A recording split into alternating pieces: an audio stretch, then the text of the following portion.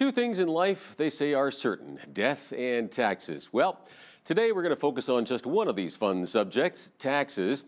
Our guest is Wudrick. He's the Federal Director of the Canadian Taxpayers Federation.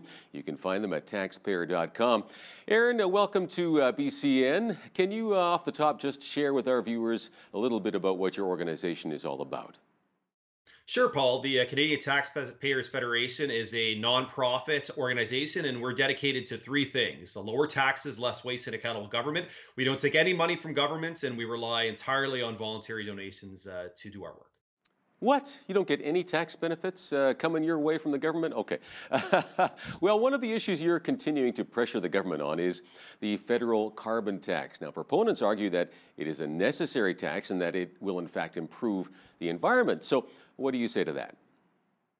Well, the challenge with a carbon tax is that, of course, to work at all, it has to be very high. It has to be very, very painful, because the whole theory behind it is the higher the price, the less you can afford of something. So the obvious example is gas. A lot of people need gas just to go about their daily lives. And you can probably imagine what it would be like for a lot of families to see the price of gas double or triple. And that's the kind of carbon tax we're talking about if we really want to force people to change how they behave.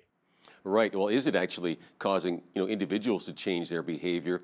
It doesn't seem like it. Maybe it is changing behavior amongst big corporation, heavy emitters, and so forth. Is it?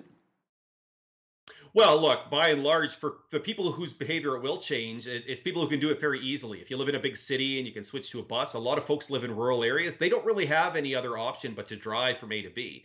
And so what I think we have with the carbon tax in this country is kind of the worst of both worlds. It's high enough to annoy people. They see that gas is more expensive, but it's not so high that people, are going to stop driving or anything like that.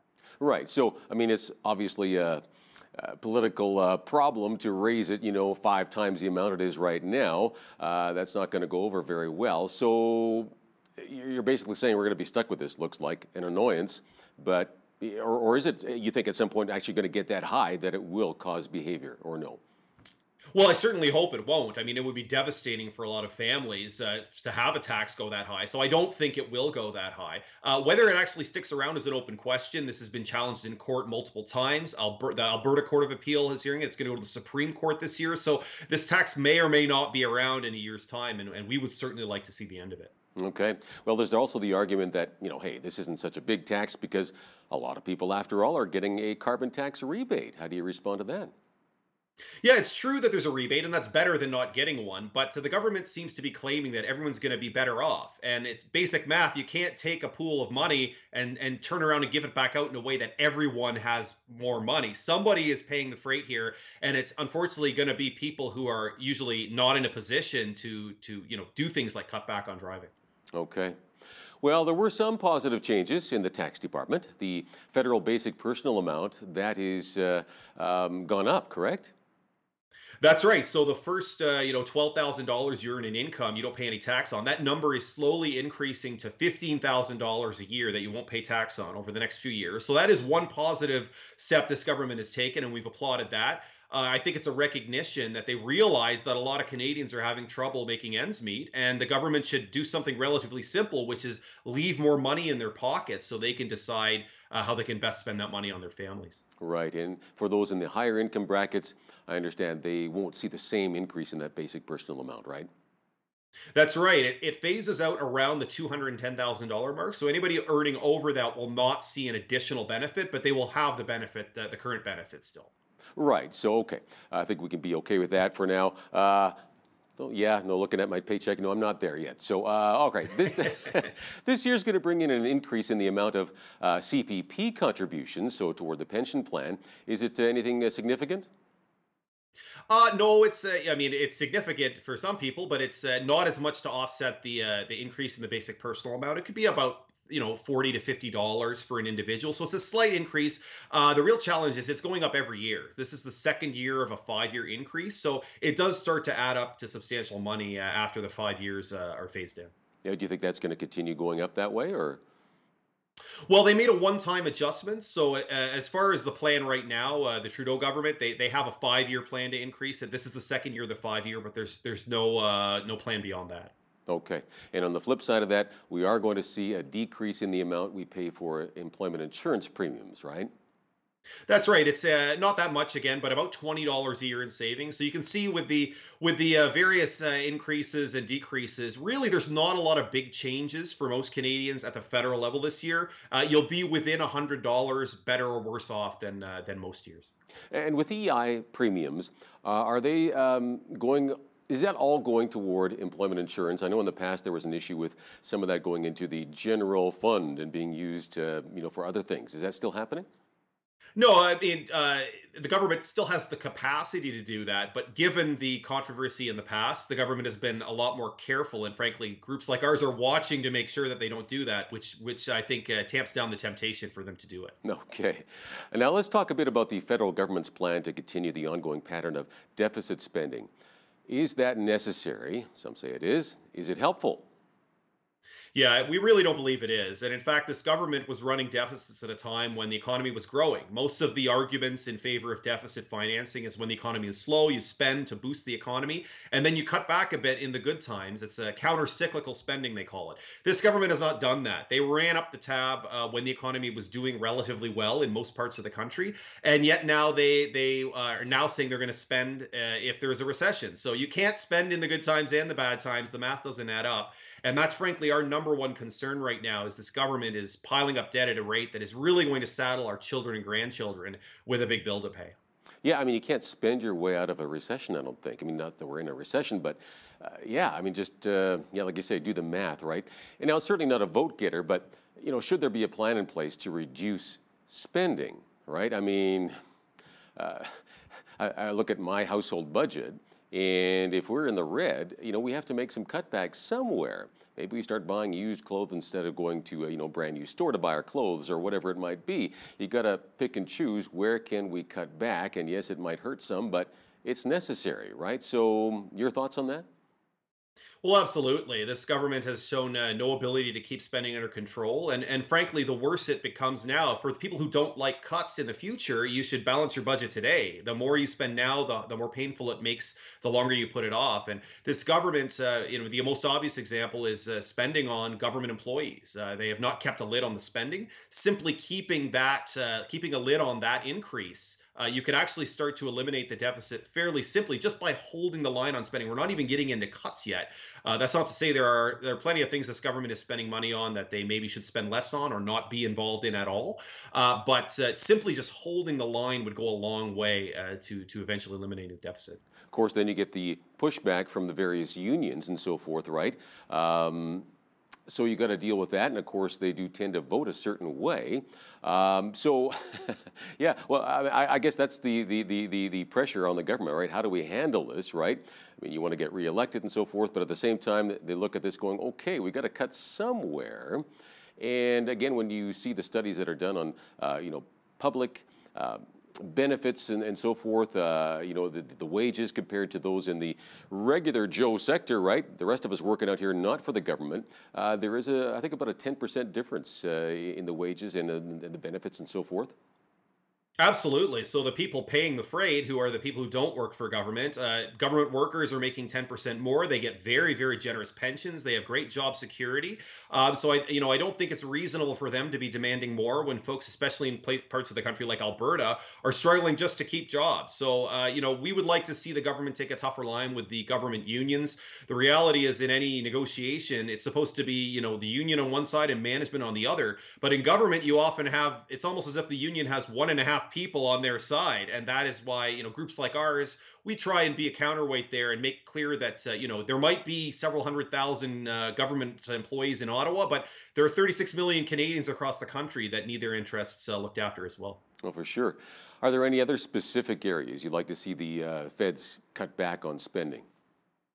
Yeah, we'd like to see them really get rid of what we call corporate welfare. We are for free enterprise, but we believe that businesses have to rise or fall on their own merits. And when you have government bailing out companies that should be going out of business, you're really setting a really bad example. And I've seen it in my few years here at the taxpayers.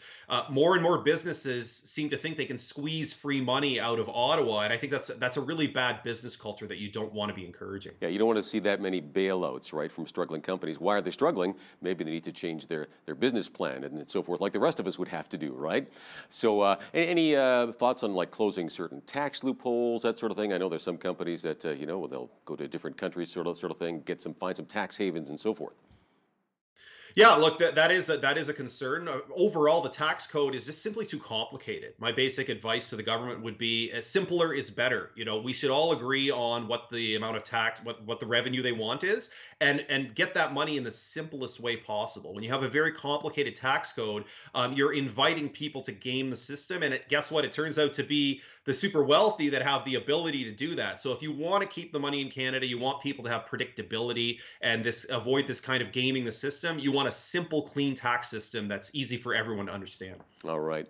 Do we have any estimates of how long it might take to get back to balanced budgets, and also how long it would take to actually erase our national debt?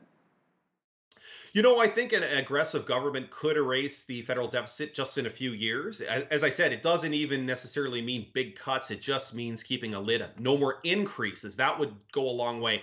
In terms of debt, that's a much bigger hill to climb. The federal debt's $700 billion.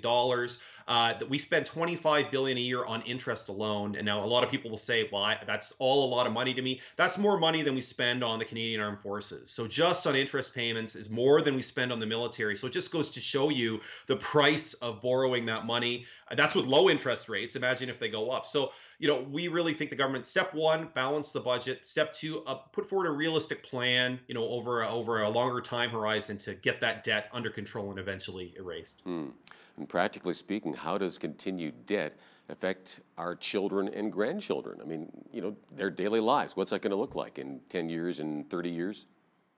Yeah, realistically, it means higher taxes because they're going to need the money to pay for things, and it's going to mean a squeeze on the services that they expect. They're going to pay taxes, and instead of going to schools and hospitals and roads, it's going to be going to pay for interest on money that was borrowed 10 or 20 years ago. And I think that's just wrong. It's essentially a form of intergenerational theft, and that's the reason that we believe that governments need to live within their means today, so that we're not punishing our children and grandchildren. Yeah, it's actually a good term to use there, intergenerational theft. Yeah. Now, what about municipal taxes? An interesting animal there. It seems that in so many cities, these tax hikes we're seeing are actually outpacing the rate of inflation by a fair bit, actually. So, I mean, you do the math, logically speaking, how is that sustainable? Yeah, it isn't. And I mean, this is another layer when we get into a debate about taxes. We have a saying, everybody knows it, that there's only one taxpayer. And from the taxpayer standpoint, it doesn't really matter if you're paying tax to the provincial government, federal government, municipal, sales tax. It's all money that you can't use for other things. And so we're concerned because it is a trend across the country. A lot of cities are starting to really jack up things like property taxes, and that is really starting to bite a lot of Canadians. Yeah, something needs to change for sure. Your report also talks about something called bracket creep. It is kind of creepy. Can you explain this?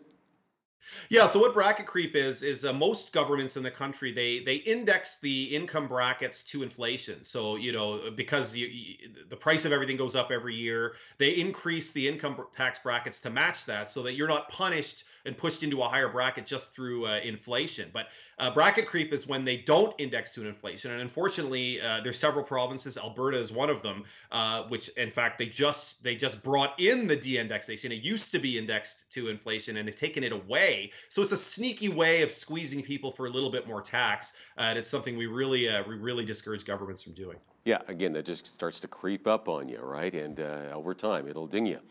All right. Can you tell us just a little bit about the taxes we pay for gasoline? We touched on it earlier. Apparently, 34% of what we pay for gas is tax. Is that accurate? That's right, and that's before the carbon tax. And even worse than that is there's tax on tax. So most of the time, with the sales tax, for places that most of the country pays the sales tax, you pay that on the price of the product you're buying. But with gasoline, they add in the excise taxes on the gas, and then you pay the tax on the combined amount. So you're actually paying tax on tax, which we think is completely inappropriate. It actually costs Canadians almost $2 billion a year. It is a significant amount of money. and it's just not transparent. The only protection most people have against a tax hike is that the public gets angry, so politicians won't do it. When they do it this way and it's very sneaky, you're really just getting soaked, and you don't have much recourse. Yeah, I mean, I would probably enjoy watching politicians trying to defend that one. Pretty difficult to do, right? You also mentioned lower gas taxes would be great, and also making sure that the government spends that on roads, building roads and maintaining them, right? I mean, that's a big part of it too, for sure. Very briefly, any final thoughts, Aaron, on what you'd like to see our various governments do to keep taxes down, to reduce them, and if there's anything we as the public should be doing to keep our governments accountable in this? Yeah, I mean, the most important thing I think is that we need to encourage governments to keep a lid on spending. We need to encourage them to push back when big government unions are asking for more without considering whether there's any money left to spend. And for all Canadians, I can tell you, working for an organization like the CTF, it matters. If you call your member of parliament, if you send emails, they notice, especially when you do it in big numbers. So that's the way to go. All right. Thanks so much for your passion on this, Aaron. Appreciate it. Thanks a lot.